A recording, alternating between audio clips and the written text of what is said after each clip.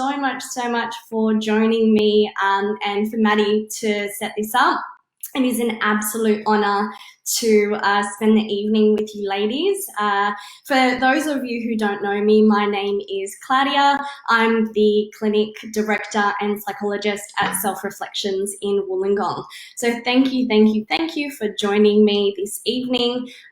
Today we are going to be talking about a variety of different things around how we are going to manage with the current state of the world. How do we juggle so many things, keep our cool, not completely have a meltdown, which by the way are completely okay, and also talk a little bit about some skills and strategies that allows us to I guess keep positive and make sure that we're looking after ourselves, because that's the priority here.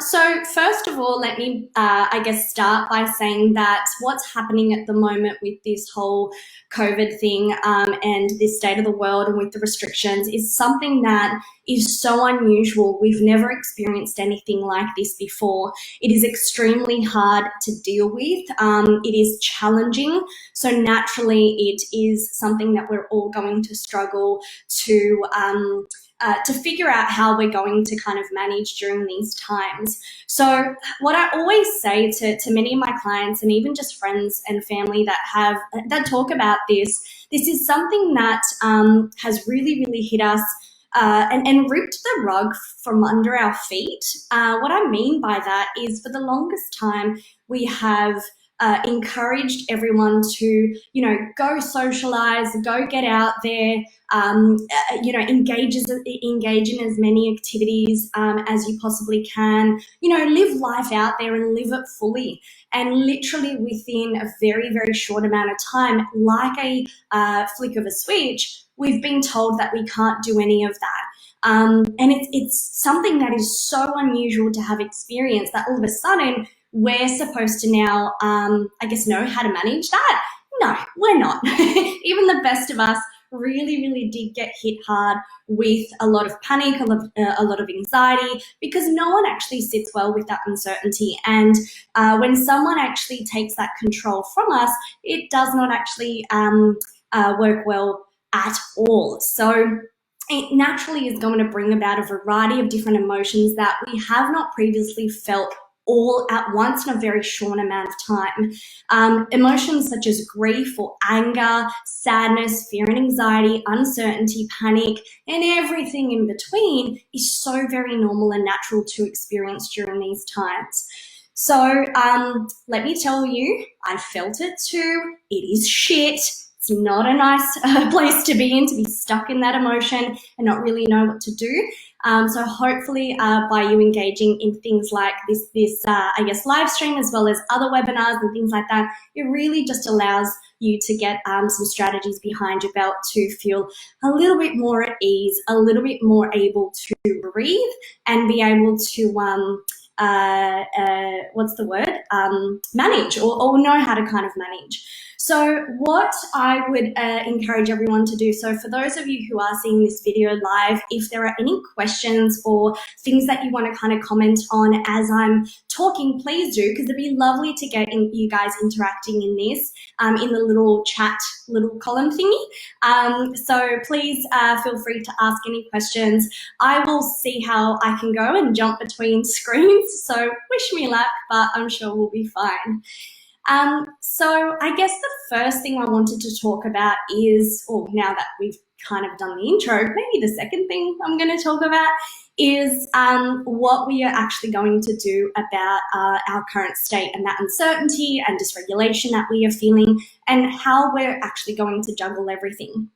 So first of all, what we're going to be doing, I guess, or trying to encourage everyone to do, is to practice acceptance. So we are trying to normalize this experience as something that we've never experienced before, and that it is unusual and really challenging and extremely hard. So I know it's sometimes we just have to kind of, I guess, go to a point where, acceptance is our only, I guess, road. mainly because a lot of the things that are happening out there, we don't have control over. So what I mean by acceptance is focusing on the things that you can control. And I know that sometimes that's not a lot. However, practicing that, and that's the key word there, practicing, because not every day is going to be a win, and that's absolutely okay. So practicing acceptance is being able to gently let go of the things we can't control and really, really refocus our attention on the things that we can. So today, hopefully we can talk a little bit about some of those things that we can control, and gently leaving you in a little bit of a better headspace and emotionally in a better space also. So how do we, I guess, practice acceptance with the things we can control? So first of all, I'm going to ask you to start being the watcher of what's going on. And what I mean is actually starting to pay attention and notice and slow things down where you can, to then better, I guess, put together a bit of a plan on how you can pull yourself out of it. So the first thing I'm going to get you to kind of practice being a watcher of is externalizing this negative part of you that wants to rip you apart and make you feel absolutely horrible. I want you to name it. I want you to get a character for it.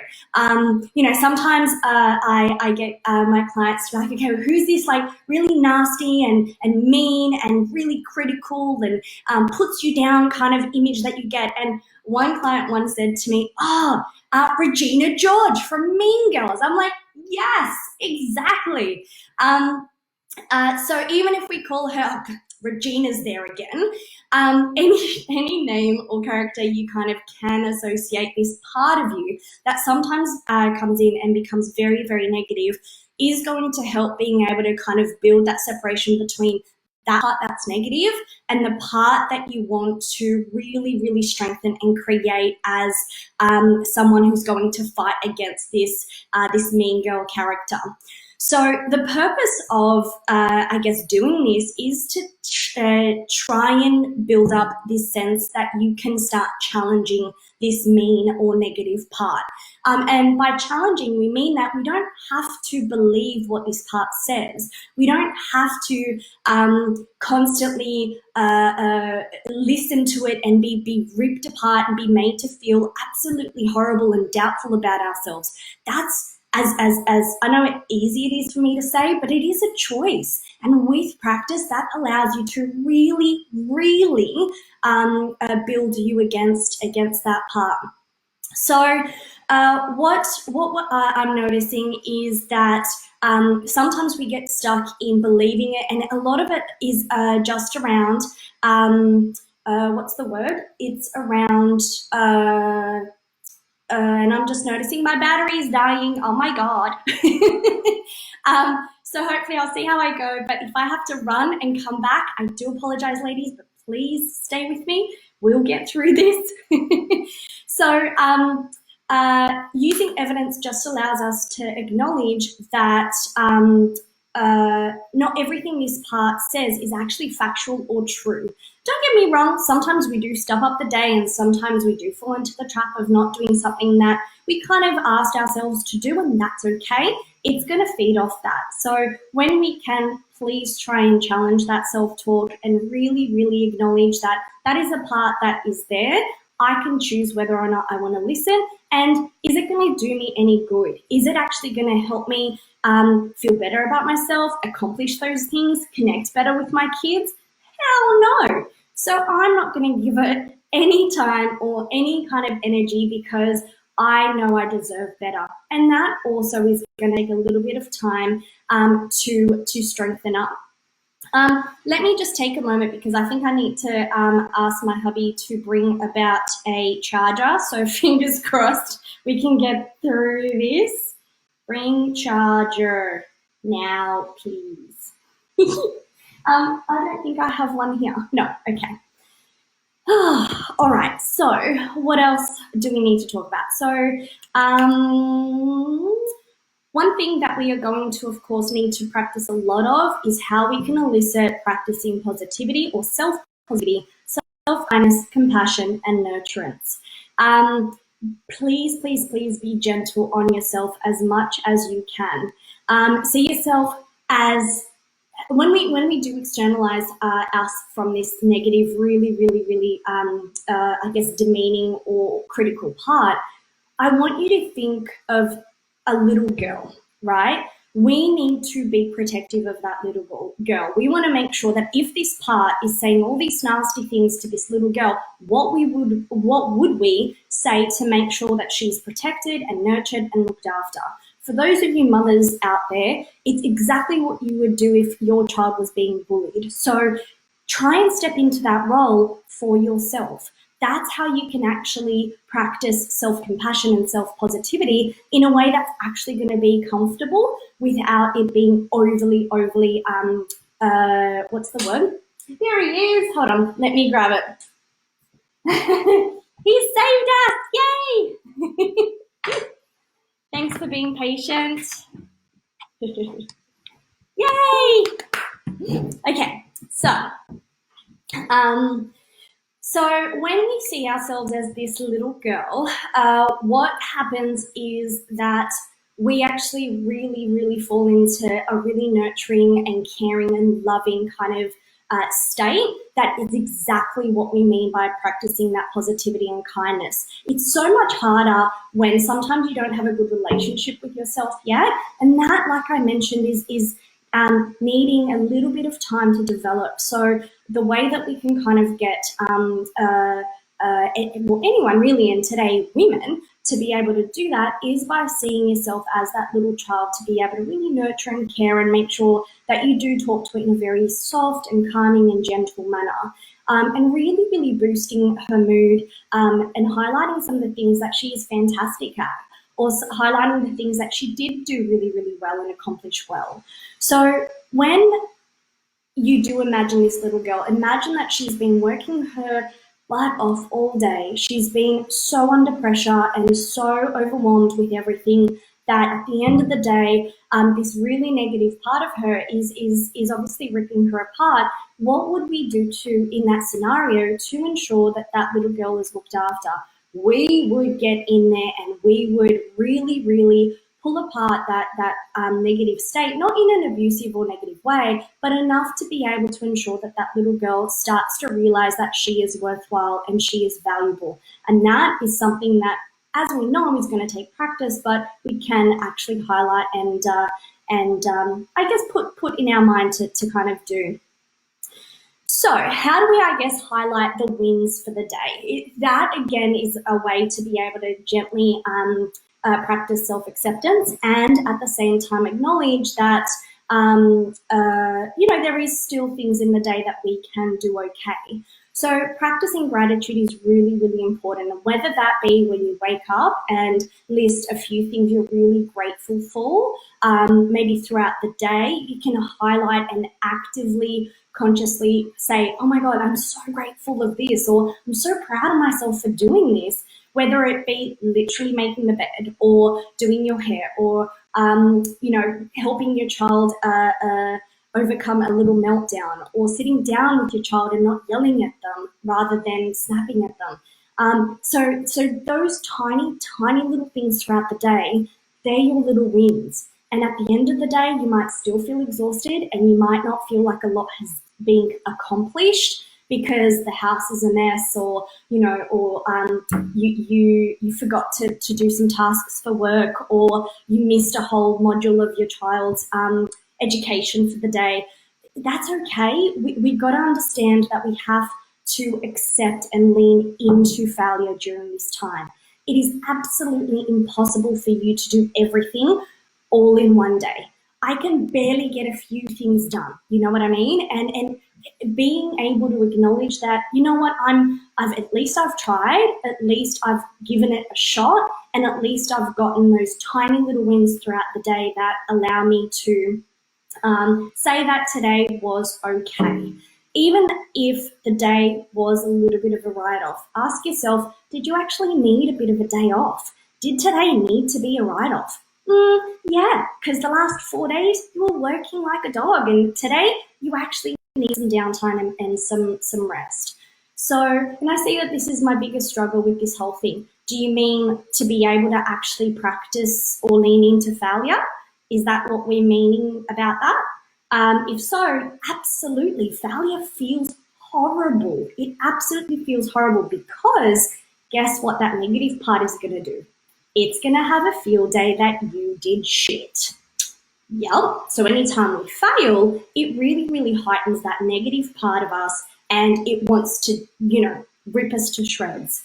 What we need to start doing really is starting to change our relationship with failure, meaning that rather than seeing failure as something that we're not good enough, it's never going to be good enough, it should have been another way, and it's not, and the spiral happens, well, what can we do about that? We can actually highlight that, yeah, all right, I own this failure.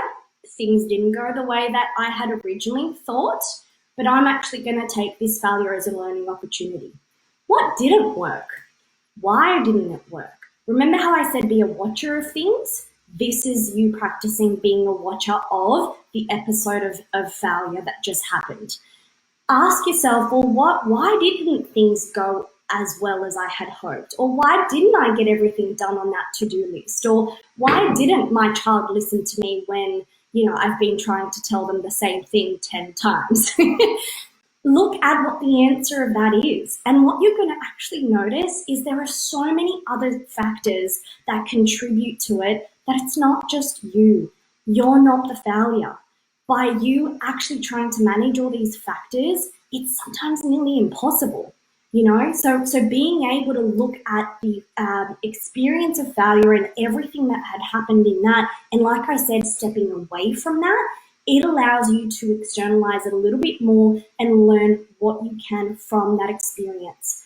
When it comes to failure, we need failure to be successful. And I know that sounds so odd, but it is only through failure that we are actually going to get better, that we are actually going to realize, oh, that didn't work. Okay, what can I do instead? Because clearly that went to shit, or that didn't work, or that was just horrible. And you know what? I fail all the time. And I can guarantee you Maddi does too. And Maddi, please get me, confirm that for me, because it is, for us to actually be anywhere close to success, we are going to fail over and over and over again. However, what we do need to practice is just being kind to ourselves when we experience failure.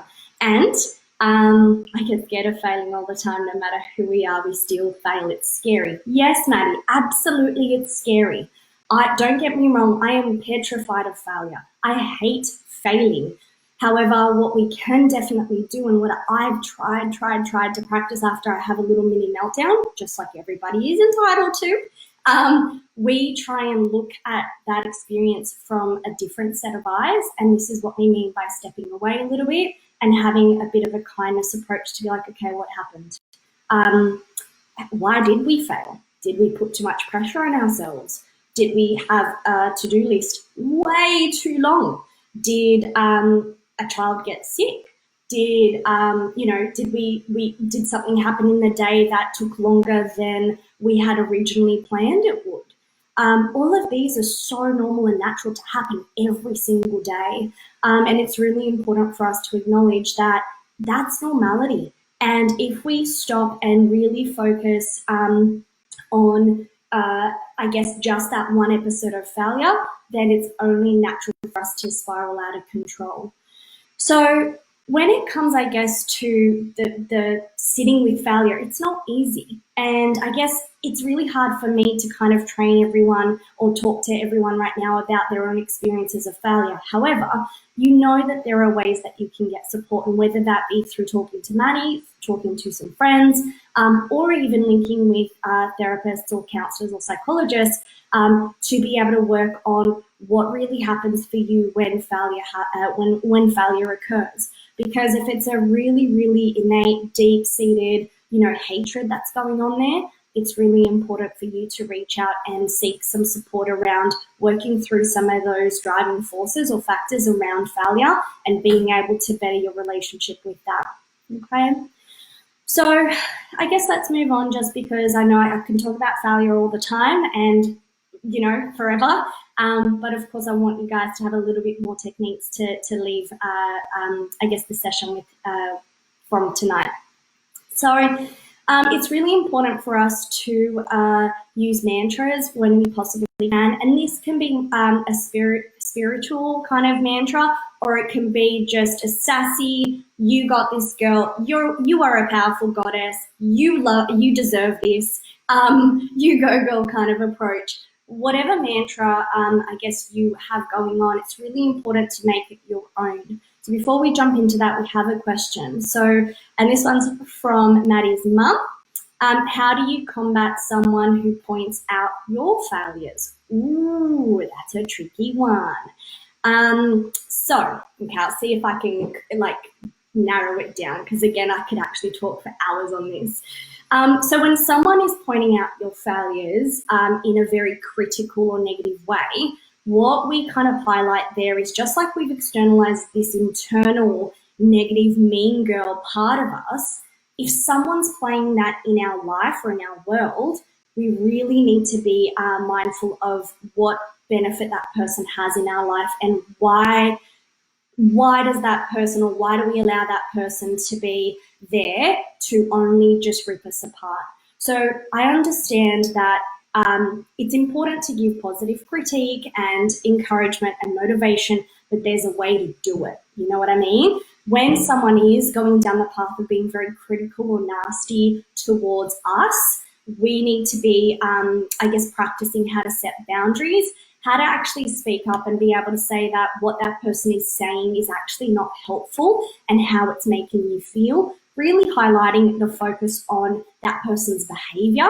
So we're not obviously making them feel horrible or nasty or anything like that, but that what they might be saying might actually be triggering something in you that's actually really hard for you to manage. And it's something that obviously you also need to work on. So it's a bit of a shared responsibility here. It's about trying to elicit responsibility in the other person to say that how you're talking to me really makes me feel horrible, or it brings about, my poor self-worth, or if you don't feel comfortable to obviously, have that conversation, maybe just working on how you can maybe distance yourself from that person. If they're a person that are really, really in your life, let's say they're a family member, a partner, or someone really close to you, again, I'd probably recommend seek some support from like a counselor or psychologist for them to really work around your individual circumstance, so you can then have the pathway to take that's actually going to better either your relationship with that person, better your confidence on how you can be a little bit more assertive and put boundaries in place. Or of course, if you feel like, no, this relationship has run its course, gently distance yourself from that person. Because when we have someone who's extremely critical to us and constantly just points out our failures, what's the benefit? It only rips us apart and makes us feel worse about ourselves and horrible. So we do really need to either step up, put boundaries in place, know how to maybe coach them or pull ourselves away, or really just end that relationship, because if it is toxic, then yeah, we need to kind of look after ourselves as best as we can. So going back into mantras, like I mentioned, what we can do is, and this is just to kind of boost a little bit of confidence and a little bit of, I guess, positivity throughout your day. And if you have a group of friends or a girlfriend or whatever it is that you feel really, really comfortable in sharing this information with, actually set up a bit of like a friendship mantra. So, whether it be "You've got this, girl," or what, if you guys have any that you already have, please share them. But I know me and my girlfriends, we always say, "You're my boy, Blue," meaning it's from, I think, I don't even know what movie it's from, but I know Will Ferrell says it. But it's just like, "You've got this, I've got you, you can do this." It's just something that allows a little bit of excitement, a little bit of laughter, and just that genuine support that you've got your back. Yes, Queen. Yes, Maddi, absolutely. or treat yourself. I have as well. So winners win, absolutely. I think when it comes to mantras, it's so important that you're constantly replaying it in your head, because that's what this healthy, proud, strong, powerful part of you is what that's what it's going to use to really protect that little girl that feels very isolated, very lonely, very much like a failure. So like I said, those mantras are very much a go-to for me and everyone I kind of recommend to. Okay, so the last couple of things that I want to talk about is, of course, mindfulness. That's how we can really, truly practice acceptance. And that's staying in the present moment. I know sometimes we focus on the future, we focus on the past, and we really get exacerbated by our worries around that. So, and of course, about our failures, about what we need to do and how to work around it. Please stay in the present moment as much as possible. And like I said, use some of the other skills that we talked about. How do you practice mindfulness? It could be with really mundane, everyday tasks. It could be during the time that you unpack your dishwasher. It could be as you're, playing with your child, as you're going for a walk, or it could actually be taking time out, sitting down and listening to a mindfulness recording or a YouTube or anything like that. So I really do recommend, as much as you can, even if you're in the toilet, I don't care where you are, you can still, to some degree, take a moment, take a few deep breaths, and really ground yourself to acknowledge that I'm okay, things are okay, these are the things that I'm grateful for, these are the things that are little successes for the day, and really just replanning maybe the remainder of the day depending on how things have gone so far. And the last thing I guess I'm going to talk about today is, as much as you can, with kindness and care, try and practice a healthy lifestyle as you can. Ask yourself, is it worth it? Is it worth you stressing about being, dressed up for the meeting? Is it worth it you being tired later? No, it's not. In the end, you matter the most, because, and I always use this analogy, and it's taken from I guess being on an airplane and those oxygen masks coming down. They always ask you to put that oxygen mask on yourself before you help anyone else or children. And the reason why is, of course, because you need that oxygen first. If you don't get that oxygen, there is no way that you are capable or have enough energy to then be able to take care of anybody else. So I guess the main thing is, and I know Maddi has been preaching this for the longest time, it's acknowledging that you matter, acknowledging that your mental health and well-being needs to be priority number one. It might not be every day, all day, but it might be tiny little pockets throughout the day where you can still have that moment to replenish your energy, your mindfulness, your compassion to self, and therefore revisit, I guess, the